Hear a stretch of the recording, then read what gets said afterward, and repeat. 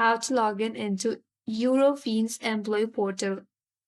So without any further ado, let's get started with this video.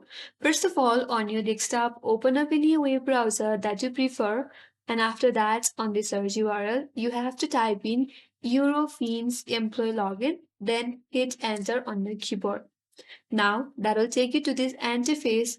Then head over to the first link on your interface that says login or www.eurofins.com. Click on that. Then that will directly take you to the login page. So on your interface, you get a login prompt. First of all, you have to enter your valid username associated with your account. Under that, enter your correct password. In case you forgot your password, there is now, once it's on typing in your username and password, click on this login button and on the next page you will be successfully logged into your account if you have entered the correct login information. And that's how you can log in into Eurofins Employee Portal. I hope this video helped you. If you are new to our channel, do not forget to subscribe, like, comment and hit the notification bell icon.